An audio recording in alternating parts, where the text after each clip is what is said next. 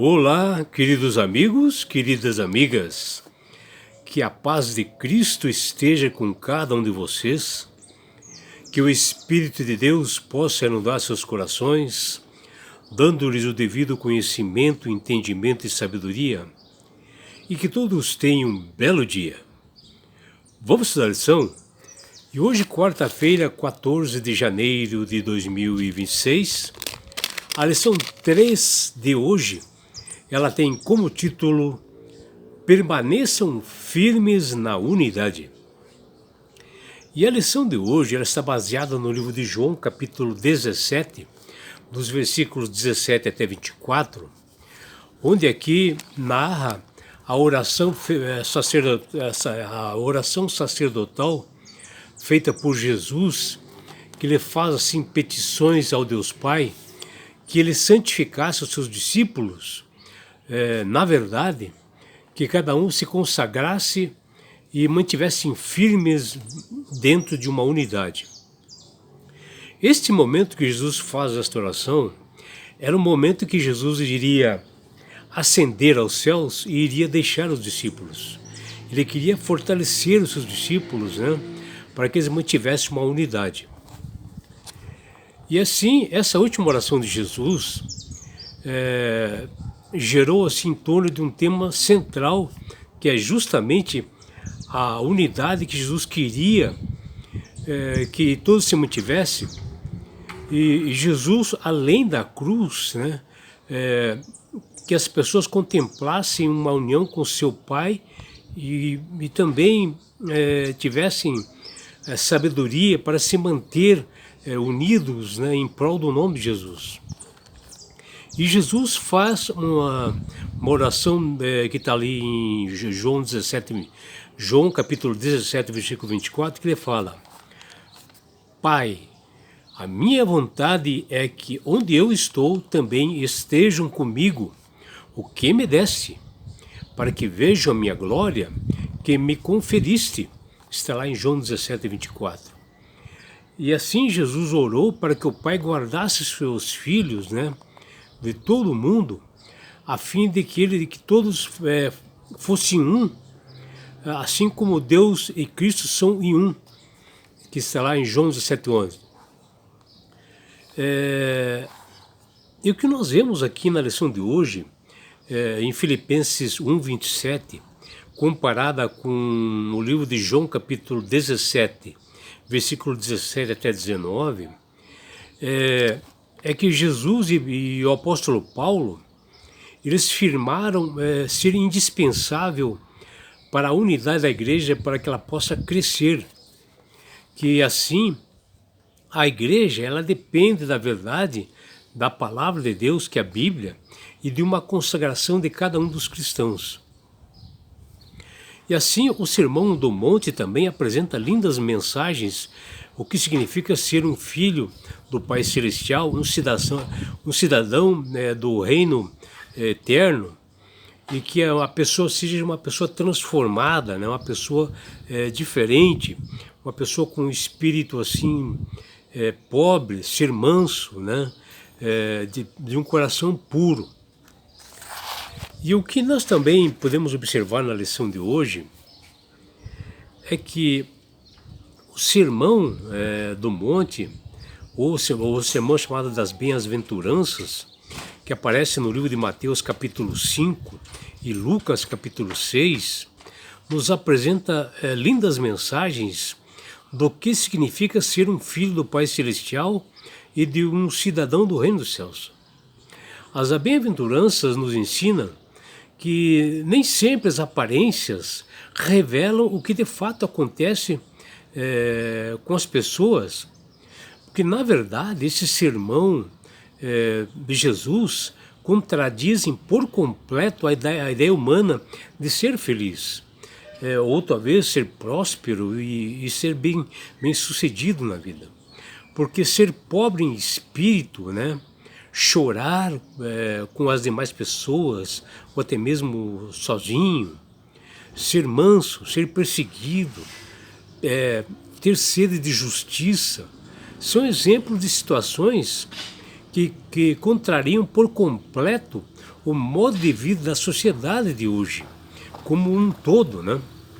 E são considerados, respectivamente, sintomas de uma pessoa que faz isso, de uma pessoa fraca, ingênua ou de algo que deve ser evitado a todo custo, como a sociedade realmente mostra para nós. Ainda assim, Jesus afirmou que mediante essas características é que nós somos verdadeiramente cristãos felizes. E nós tornamos uma testemunha de que ilumina o mundo com a glória do Deus Pai que está no céu, que fala lá em Mateus capítulo 5, versículo 16. E desta forma, o cumprimento da lei de Deus já não é um fardo pesado, e a igreja passa a ter mais unidade, né? Mais integração entre os irmãos. Quando Jesus, no Sermão do Monte, diz como o cristão deve ser misericordioso, puro de coração, ser pacificador, de ter atitude de até virar a outra face e também amar os inimigos, bendizer aqueles que nos amaldiçoam e fazer o bem àqueles que nos odeiam, é praticamente um resumo do que Miqueias fala lá no capítulo 6, versículo 8,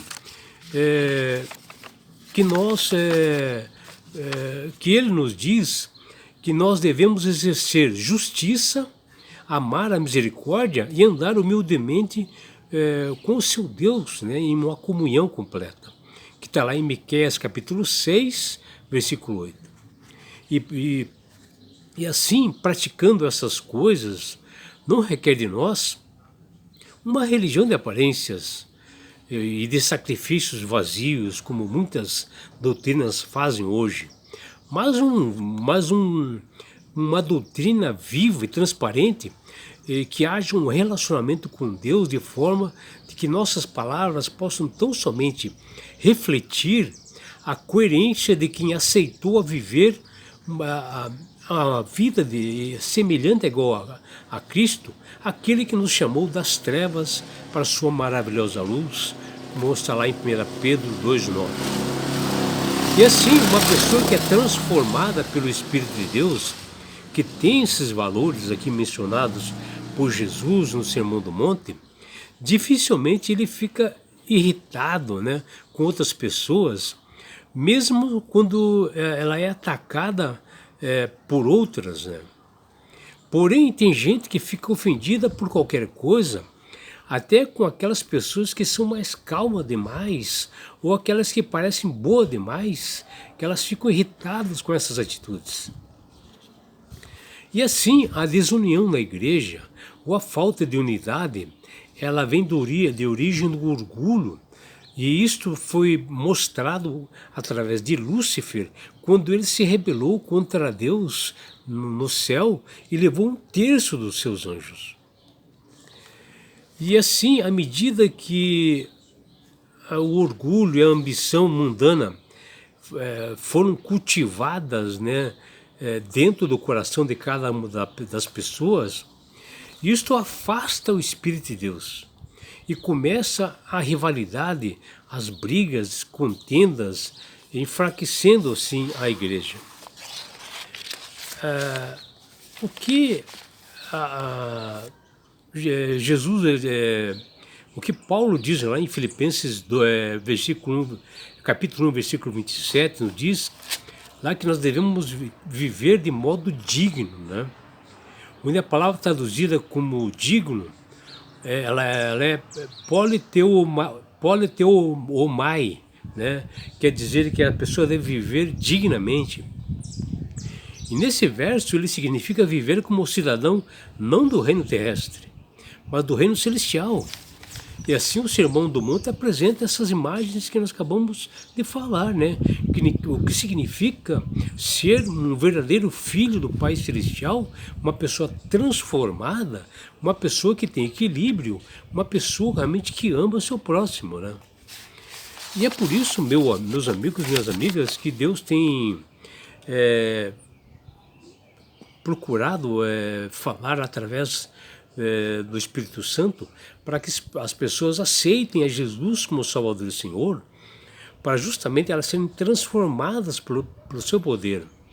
Porque o próprio Jesus diz lá em João 14,6, que diz lá, eu sou o caminho, a verdade e a vida. Ninguém vai ao Pai senão por mim. É Jesus dizendo que Ele é o único meio de salvação, Ele é o único meio, o único mediador entre os homens e Deus, e que salvação não existe outro meio senão através dEle. Ele é a salvação.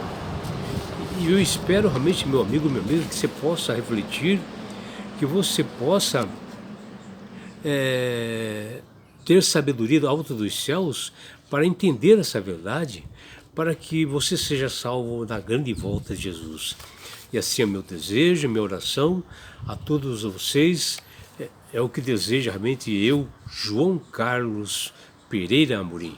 Um grande abraço.